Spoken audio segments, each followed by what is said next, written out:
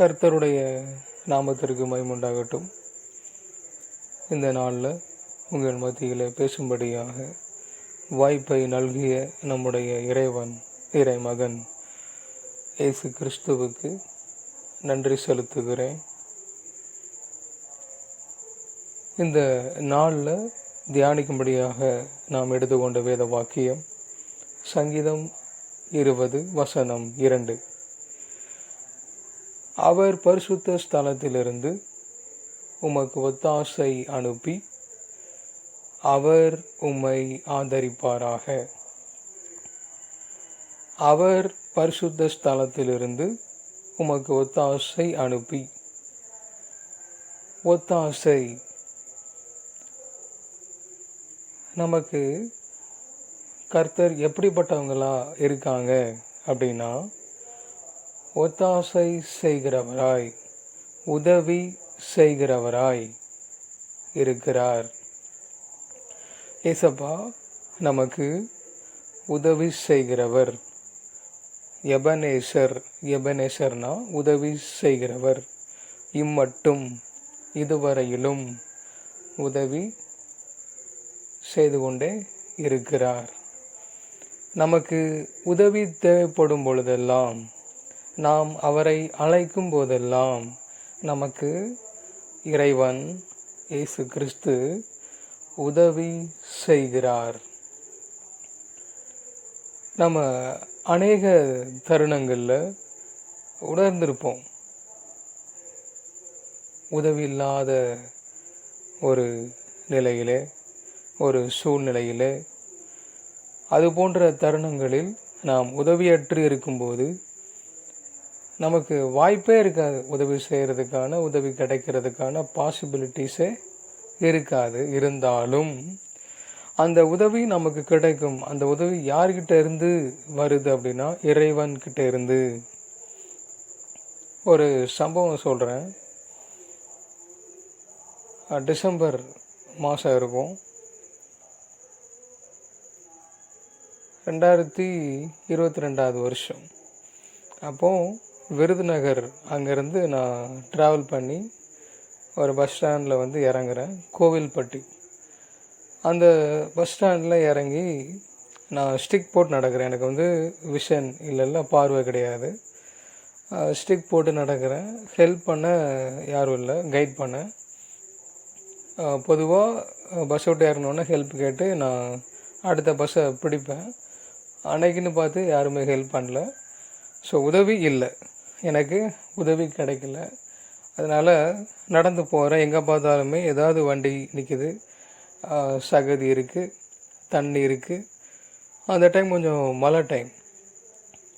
அப்போது நடக்க முடியல, போக முடியல, பஸ் பிடிக்க முடியல. அதனால் ஒரு ஓரமாக ஒதுங்கி நின்னேன்.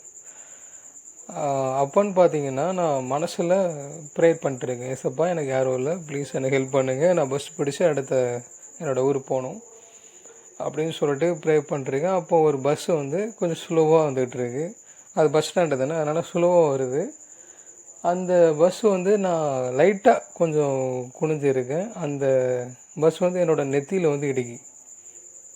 நான் கீழே விழ போகிறேன். அப்போ ஒருத்தங்க அந்த இடத்துல யாருமே இல்லை. சடனாக அவங்க என்னை தாங்குறாங்க. இது எப்படி பாசிபிள்? நான் கீழே விழாமல், நான் நிற்கிற இடம் சகதியாக இருக்குது, தண்ணியாக இருக்குது. நான் விழுந்தேன்னா சகதியாகிடும். பஸ்ஸு ஸ்லோ மோஷனில் இடித்தாலுமே அதோட பெயின் எப்படி இருக்கும், அதோட வலி எப்படி இருக்கும், அதோட வீரியம் எப்படி இருக்கும். ஆனால் அது எதுவுமே நான் அஃபெக்ட் பண்ணலை, பாதிக்கலை. காரணம் என்ன அப்படின்னா, ஏசப்பாவுடைய சகாயம் எனக்கு கிடச்சிது, அந்த உதவி எனக்கு கிடச்சிது, அந்த ஒத்தாசை பரலோகத்திலிருந்து இறைவனிடமிருந்து வந்தபடியினால் எனக்கு அந்த பஸ் இடிச்சது கூட பெருசாக என்ன இல்லை, காயம் இல்லை, லைட்டாக வீக்காக இருந்துச்சு, அவ்வளோதான். நான் எதுவும் செக்கப்லாம் பண்ணல. அதுவுமே 2 நாளில் போயிடுச்சு. நான் கீழே விழாதபடிக்கு கர்த்தர் என்னை தாங்கினார். அவர் கரத்தை கொடுத்து என்னை தாங்கினார். எனக்கான உதவியை அனுப்பி என்னை தாங்கினார். அவர் பரிசுத்த ஸ்தலத்திலிருந்து உமக்கு ஒத்தாசை அனுப்பி, பரிசுத்த ஸ்தலத்திலிருந்து பரலோகத்திலிருந்து நமக்கான உதவிய, நமக்கான எய்ட ஏசப்பா கடவுள் இறைவன் கர்த்தர் அனுப்புகிறாங்க. அந்த உதவி கிடைச்சபடியினால நான் கீழே விழாமல் தப்பிச்சேன். பஸ் இடிச்சும் எனக்கு எந்த சேதமும் இல்லாமல் நான் தப்பிச்சேன். உயிர் பிழைத்தேன். அந்த உயிரை கொடுத்தவர் இயேசு கிறிஸ்து. சகாயம் இல்லாத நேரத்தில், உதவி இல்லாத நேரத்தில், இக்கட்டான நிலையில், யாரும் இல்லாத நிலையில் ஏசப்பா நமக்கான உதவி செய்கிறாங்க. நமக்கான உதவி செஞ்சு நம்முடைய கவலையை போக்குறாங்க, பயத்தை நீக்கிறாங்க. நான் உன் கூட தான் இருக்கேன், ஐ எம் வித் யூ அப்படின்னு அவர் செயல் மூலமாக ப்ரூஃப் பண்ணுறாங்க. வார்த்தையை அனுப்புகிறாங்க. வார்த்தையை அனுப்பி நமக்கு உதவி செய்கிறாங்க. இறைவன் நம்மோடு கூட இருக்கிறார். நமக்குள் அவர் வாழ்கிறார். அவர் நமக்கான சகாயத்தை பரலோகத்திலிருந்து அனுப்புகிறார். உதவி செய்கிறவர் இறைவன். உதவி செய்கிறவர் இறைவன். யாருமே இல்லை உதவி செய்ய அப்படின்னு நினைக்காதீங்க.